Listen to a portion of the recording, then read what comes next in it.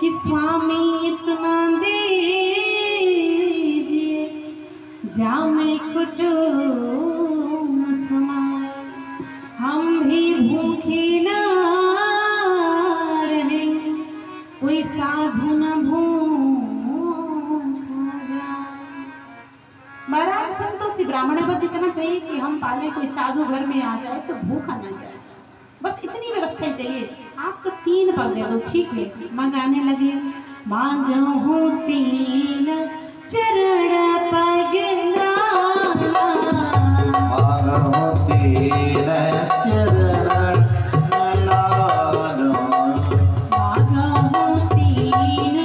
चरण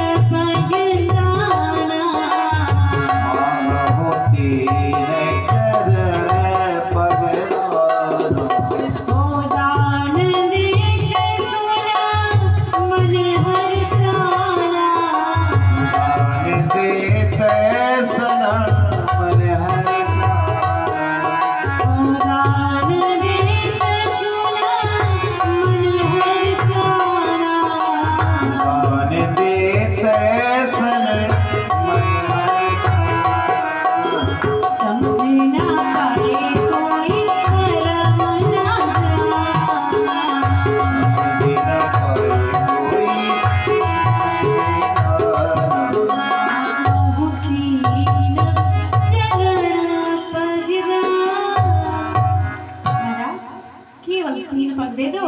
बलि ने कहा ठीक है, वैसी में कुछ मंगाओ तो सही। दान दीन सुन मन हर्षाना, समझ रहे हो? अगर परमात्मा ने आपको देने लायक बनाया है ना, तो भिखारी बनने की कोशिश मत करो। बलि प्रसन्न हुए कि दान देन सुन मन हर्षाना, दान देने के लिए ना अपने आप को सौभाग्यशाली समझना चाहिए कि परमात्मा ने इस लायक तो मुझे बनाया। क्योंकि बहुत तो ऐसे हैं जो इधर उधर रास्तों में कचरा में खाना ढूंढते हुए भोजन ढूंढते हैं। ठाकुर की कृपा है, देने लायक बनाया है तो दान अवश्य करो। तुलसी पंचन के घटे न सरकार, दान करे धन ना घटे, जो सहाय प्रसन्न हो गए, दान मंगा रहे। अब तो जैसे ही दान देने के लिए कहा, प्रभु ने 3 पग बढ़ाए नापने के लिए। लेकिन महाराज शुक्राचार्य समझ गए कि कोई छोटा सा बालक नहीं है, वही है छलिया। अपने शिष्य से कहा, बलि सावधान, ये वो देवताओं की कार्य सिद्धि के लिए आए हैं, तेरा सब कुछ ले जाएगा, बाबा कर देगा तुझको। तो बलि ने कहा, महाराज मैं सच्चा सेवक हूँ, एक बार वचन दे दिया तो दे दिया। अब जब देने की बात कह दी है ना, तो अपने वचनों से नहीं मुकरूंगा। अंजलि में चल लिया और जैसे मंत्र पढ़ने वाले थे संकल्प करने के लिए शुक्राचार्य से देखा ही नहीं। शुक्राचार्य ने सोचा मेरा चेला है, भटक गया है, इसको सही राह पर लाना पड़ेगा, बेचारा लुट जाएगा, बर्बाद हो जाएगा। अब तो उस कलश के जो छेद होता है ना लोटा में, जिसे अर्घ देते, उसी में जाकर बैठ गए।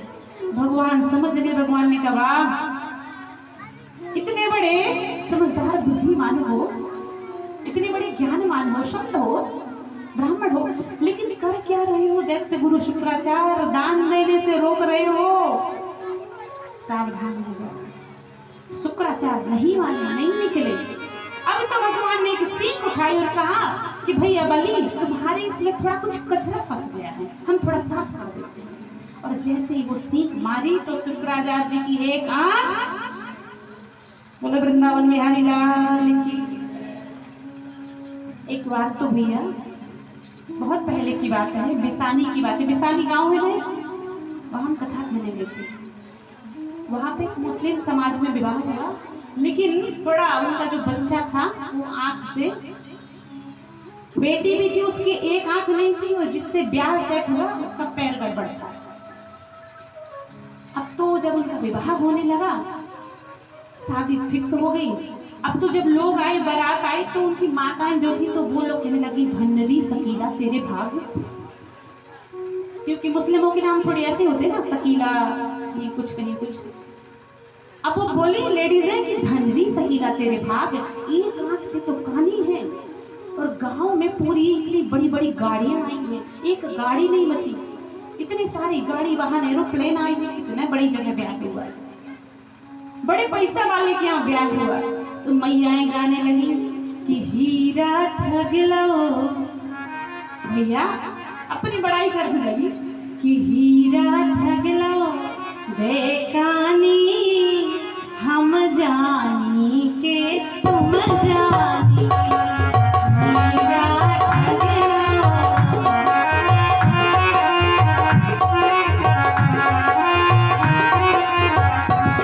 अब जब मैयाओं ने ये वाला गाना शुरू किया तो विवाह में जो नाई आया था उसको लगा कि कुछ तो दाल में काला है, ये गाना तो मैंने आज तक ऐसी गाली नहीं सुनी। अब वो खिसकता आया और घरात में बैठ गया। अब जब देखा क्या है, मुस्लिमों के विवाह होते हैं तो बीच में पर्दा टाइप का लगाते हैं, कुबूल कुबूल करते रहते हैं। अब तो उसने देखा वो झीने झीने पर्दे से लड़की को, आप समझ गए अच्छा ये एक आंख से हानि है, इसीलिए ये लोग ऐसा कह रही हैं। लेकिन केवल नाई को ये बात पता थी कि कार में जो दूल्हा बैठा है वो इतना सा भी चल नहीं सकता महाराज दोनों पैरों से। राधे राधे। अब तो यहाँ से मैया ने कहा कि हीरा ठग लो बेकानी, हम जानी के तुम जानी।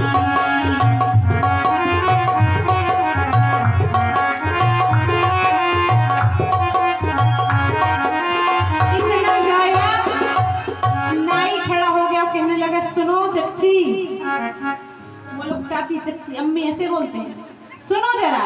अरे बोले ठाड़ो कर लो ता जानी, फिर हम जानी के तुम जानी, ठाड़ो कर लो तो जानी, हम जानी के तुम जानी।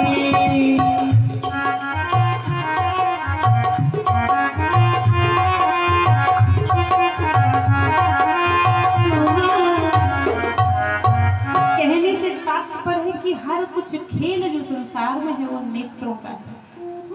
परमात्मा से अगर लगन लगती है, नैन लड़ते हैं तो नेत्र से ही है, और संसार से अगर माया घेरती है तो नेत्र से।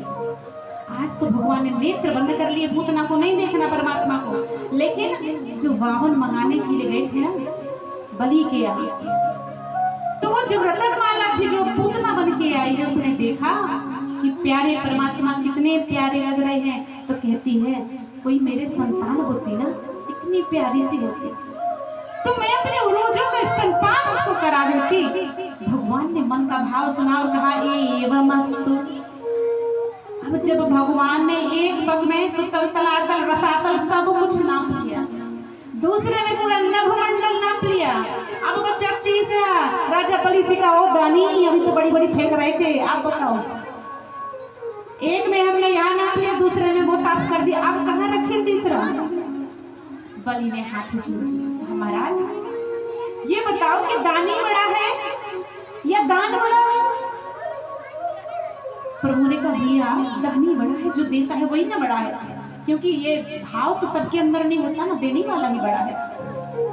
अब तो बलि ने कहा दानी बड़ा है ना, तो मेरे ऊपर ही ये रख लो सिर, मुझे ही नाप दो। आज भगवान ने शीश पर अपना पग रखा, आशीर्वाद दिया, और अब भगवान प्रसन्न हो गए।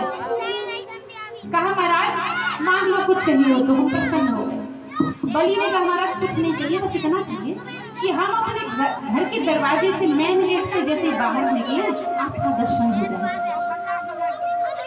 कई बार से घूम के आए घर, जैसे हम गेट खोले तो आपका दर्शन हो जाए। भैया बड़ा चतुर भगवान ने कहा फिर तो इसका मतलब है कि आप हमको होम गार्ड बनाने वाले हो, दरवाजे में बैठो रखवारी करो। अब तो भगवान रखवारी करने लगे, और जब रसातल में आज भगवान ने पाताल लोक का राजा बलि को बना दिया, दरवाजे पे डंडा वंडा लेके बैठे कुर्सी पे, बलि अंदर आराम कर रहा है, क्योंकि कहते हैं ना भगत के वश में है भगवान। अब तो बढ़िया बलि भीतर आनंद मंगल कर रहा है और भगवान दरवाजे पर बैठे। कि भगत के वश में है भगवान, भगत के वश में है भगवान, भगत के बस में है भगवान, भगत के बस में है भगवान। भगत बिना कुछ भी नहीं है, बिना कुछ भी नहीं है, भगत बिना कुछ भी नहीं है, भगत की जान, भगत के वश में है भगवान।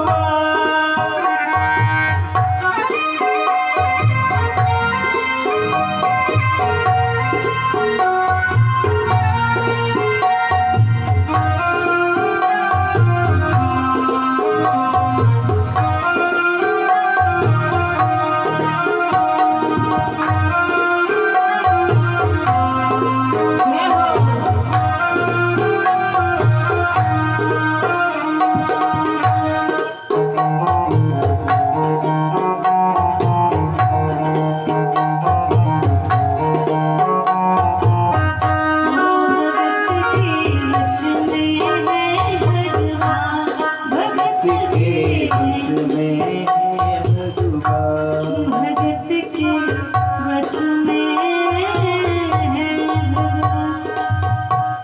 बड़ा ही रसिक भजन है ये, लेकिन समय का थोड़ा ध्यान रखना पड़ता है, प्रसंग भी पूरे करने पड़ते हैं। आज गोवर्धन लीला है। अब तो भगवान द्वारपाल बनेंगे। अहम भक्त पराधीन। लक्ष्मी जी खोजने लगी भगवान को। 6 महीने हो गए, भगवान ढूंढे नहीं मिल रहे। अब तो ढूंढते ढूंढते नारायण जी ने कहा, नारद जी पहुंच जाते हैं। नारायण नारायण नाम लेते हुए कहा कि माता जी, आपके पति तो आजकल होम गार्ड की नौकरी पकड़ लिए हैं। अच्छा ऐसा क्या? पहुंच गई झमझमाते हुए, बड़ी सुंदर सी राखी रक्षा सूत्र लेकर आई और दरवाजा की घंटी बजाने लगी। भैया, ओ बली भैया। अब बलि की तो कोई बहन थी नहीं महाराज। बलि तो परेशान हो गया, भाई ये बहन कब से पैदा हो गई, मेरे पास तो अभी कोई बहन नहीं थी। दरवाजा खोला, कौन हो देवी? अरे भैया सुनो ना, आपकी बड़ी मैंने लीला सुनी है कि आप बहुत बड़े दानी हो, बहुत अच्छे राजा हो, बहुत धर्मशील हो। मेरे कोई भाई नहीं है ना, इसलिए मैं आपको भाई बना लेती हूँ। अब तो बलि प्रसन्न हो गया। बलि ने कहा ठीक है, भाई बनाना है तो ठीक है, राखी बांधो। लक्ष्मी जी ने रक्षा सूत्र बांधा और भाई बना लिया। अब तो भाई बलि बोला कि बहन, हमारे भारतवर्ष में तो जब राखी बांधी जाती है तो कुछ देना भी पड़ता है, नहीं तुम्हें? आप बताओ क्या चाहिए आपको? लक्ष्मी जी ने कहा भैया ऐसा है कि आपकी कृपा से, भगवान के आशीर्वाद से सब कुछ है, चारों चरण है, बस एक चीज की कमी है। किस चीज की? बोले तुम्हारे जो दरवाजे पे नौकर बैठा है ना, वो हमको बढ़िया लगा। हमारे घर में नौकर नहीं है, आप तो नौकर दे दो बस। देखो माताएं बड़ी होशियार होती है, ये तो ना यमराज के मुख से भी प्राण वापस लेके आ जाती हैं। फिर तो ये राजा बलि है। आज बलि भी समझ गए कि साक्षात मेरी माँ यहाँ पर आई है और भगवान विदा हो जाते हैं। बोले लक्ष्मी नारायण भगवान। अब तो भैया जब बलि को लूट लिया ना, तब वो रत्नमा चिढ़ जाती है, कहती है कि अगर मेरे पास ऐसी कोई संतान होती तो मैं इसको अपने ओरोजों में विष लगा कर विष पिला देती। भगवान तो भाव की होगी। भगवान ने कहा तेरा ये भाव है, एवमस्तु करुणा निधि बोले जा। उसका भाव पूर्ण करने के लिए आज वो पूतना बन के आई और भगवान विष पान करने लगे। जब विष पान किया, पहले तो स्तन पान किया और धीरे धीरे परमात्मा ने उस पूतना के प्राणों को भी पारायण कर लिया। तब तो चीखने लगी, चिल्लाने लगी, अरे दुष्ट ने कृष्ण छोड़ मुझे, छोड़ छोड़। पकड़ के खींचा और कर दिया, वो फेंकने का प्रयास।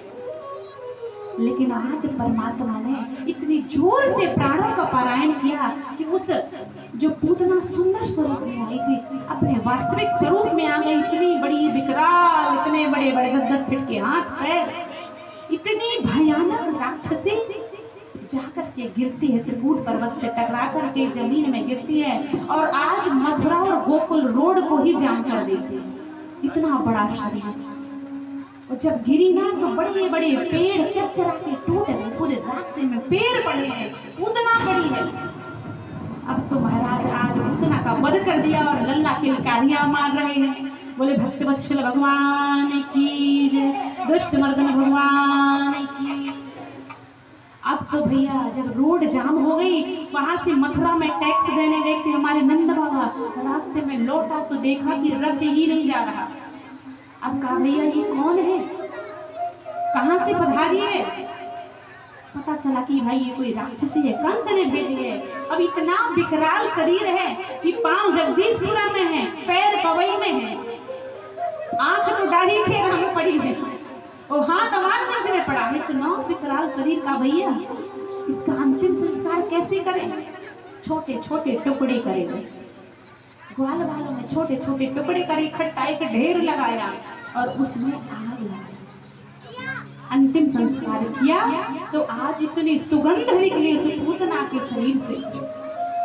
लोगों ने कहा, ब्रजवासी बड़े भोले वाले, कहा भैया ये मथुरा से आई है, कंस के राजा के यहाँ से कोई अच्छा वाला परफ्यूम लगाई होगी, इसीलिए ये खुशबू दे रहा है शरीर। लेकिन परमात्मा ने कहा कि प्यारे, जो भी व्यक्ति चाहे वो भाव से चाहे कुभाव से, उस पूतना ने भले ही कुभाव से मुझे स्तनपान कराया, लेकिन अब इसने स्तनपान कराया, जब मैंने माँ का दूध पी लिया तो कर्ज तो चुकाना पड़ेगा। इसलिए जो गति माता यशोदा को परमात्मा दी ना, वही गति इस पूतना को दी। बोले भक्तवत्सल भगवान की। अब कन्हैया बढ़िया रो रहे थे, हंस रहे थे, ताली बजा रहे थे, नाना प्रकार की क्रीड़ाएं कर रहे थे। मैया ने पकड़ा, राम राम राम, ये राक्षसी के साथ मेरा कान्हा कैसे उड़ गया, ये कैसे मर गई, समझ नहीं आ रही कुछ बात। अब गई गौशाला में, गौ माता के दूध से, दही से, गोबर से स्नान कराने लगी, मूत्र से स्नान कराए, भगवान की नजर उतारी। इंद्रियाणि रक्षिता श्याम सुंदर प्रतिष्ठिता। मेरी लाला को किसी की नजर लग गई है, ये कहां से इतनी बड़ी विध्वंसकारी पूतना जैसी राक्षसी के पास जिंदा वापस कैसे आ गया? और आज तो भगवान के नाम से ही भगवान की नजर उतारी जा रही है। कान्हा हमारे अति प्रसन्न होते हैं। ऐसी हमारी यशोदा माता ने लाड़ लड़ाया, कान्हा को प्रेम किया। श्री सुखदेव जी कहते हैं, महाराज देवक्यों पालितो गर्भे, आंख ये सुने यशोदा।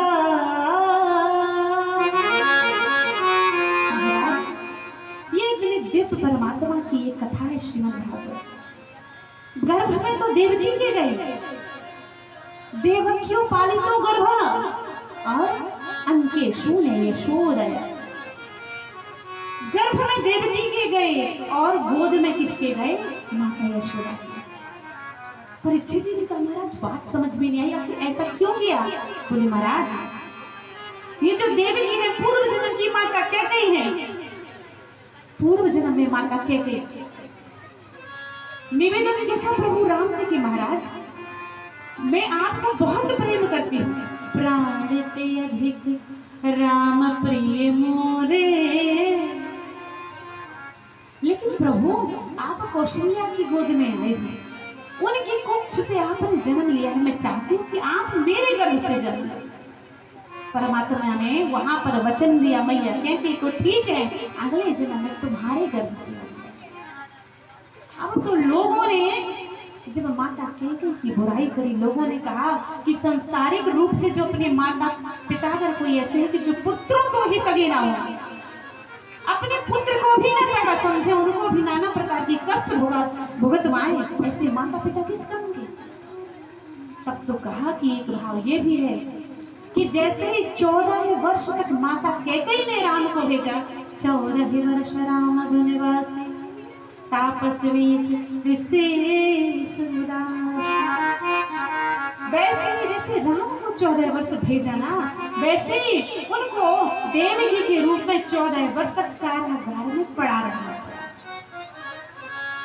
और वो माता कौशल्या जिसका छोटा सा सावला सा सरकार प्रभु श्री राम को नव यौवन शरीर में वन वन में भटकना पड़ा। कौशल्या रोती मन में कहती कि परमात्मा बेटा बन के तो आ गए, लेकिन मुझे वात्सल्य प्रेम करने का समय ही नहीं मिला, तुम तो वन में चले गए। प्रभु ने वचन दिया अगले जन्म में आऊंगा तो इस केके की कोख से, लेकिन माता वात्सल्य प्रेम केवल तुमको दूंगा। इसलिए आज यशोदा के घर आए हैं। और एक कथा भागवत जी ने कहा कि यशोदा पूर्व जन्म की धरा नाम की एक ऋषि पत्नी थी। उनके पति थे सुतपाल ऋषि। अब ये दोनों बड़े धर्म प्रेमी, भगवान को नित्य प्रति पूजन करते, अर्चन करते, ठाकुर जी को भोजन बनाते, पवाते, इसके बाद स्वयं पान करते। लेकिन समस्या यह है कि एक दिन गरीबी इतनी है कि कभी सुबह का भोजन मिलता है तो कभी शाम को मिलता है। आज तो माता धरा के घर में एक कण भी नहीं है भोजन का। ठाकुर जी को भोग कैसे लगा? मन ही मन थोड़ा सा दुखी हुई।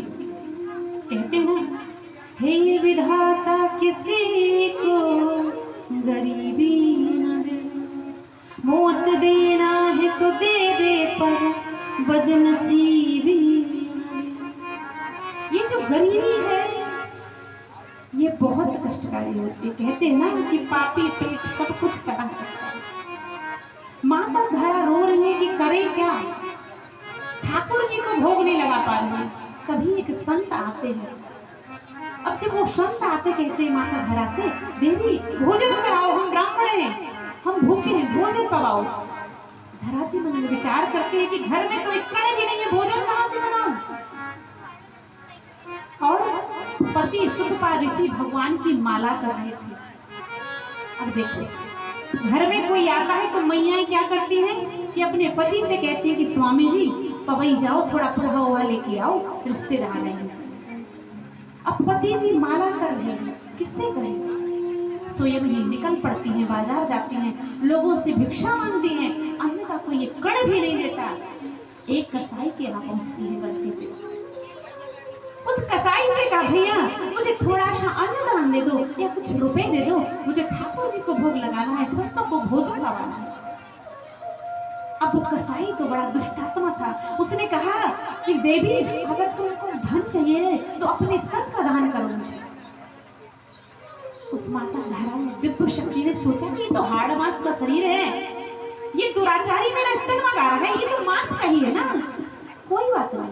माता ने अपने स्तन को काटा और काट करके उसके हाथ में रख दिया। जब इतना देखा उस कसाई के हाथ कांपने लगे, घबरा गया, डर गया, कहा माता मुझे क्षमा कर दो, ये लो धन, ये लो अन्न ले जाओ। आप समझ गया कि ये कोई दिव्य शक्ति है। ले जाती हैं, भोजन बनाती हैं, ऋषियों को पवाने लगती हैं। जैसे थाली में परोसा, उरोजों से जो रक्त बह रहा था कपड़े से बांध रखा अपने शरीर को। सोचो कितनी धर्मात्मा है, शरीर इतने कष्ट में, उरोजों से रक्त की बूंद महात्माओं की थाली में गिर गई। अब तो महाराज रुष्ट हो गए। ब्राह्मणों ने कहा तुम मुझे तमोगुणी भोजन करा रही हो, क्या मांस मछली मिलाकर के भोजन करा रही हो, इसमें तो रक्त है। माता धरा चरणों में गिरी, महाराज माफ करें, मेरे घर में किसी भी प्रकार का अन्न का कण नहीं था, इसलिए कसाई के यहाँ गई। उसने कहा स्तन दो पहले, तब मैं तुमको धन दूंगी। मैंने अपने स्तन काट के उसको दे दिया, धन लेकर आपको भोजन करवाया। अब तो जो ऋषि भोजन करने बैठे थे वो साष्टांग माता के चरणों में लिट गए, बोले धरा महारानी की। कहा धन्य है देवी, आपने अपने स्तनों का दान दे करके हमें भोजन कराया, ठाकुर को भोग लगाया हमारे। आप चिंता मत करो, मैं आपको आशीष देता हूँ कि अगले जन्म में आपके स्तन का बदला चुकाने के लिए, कर्ज चुकाने के लिए साक्षात वो परमात्मा आएंगे, साक्षात वो परमात्मा का आपका स्तन पान करेंगे, आपका कर्ज उतारेंगे। बोले वृंदावन बिहारी लाल की। वही माता धरा, वही सुतपा ऋषि नंद और यशोदा को लेके आए। इसलिए माता यशोदा को परमात्मा ने वात्सल्य सुख दिया। अब एक दिन तो लल्ला के सब दर्शन कर रहे थे। माता ने खूब नहलाया धुलाया श्रृंगार किया और पलना में लिटा दिया। एक बार जननी अनहवाए, एक बार एक बार जननी अनहवाए,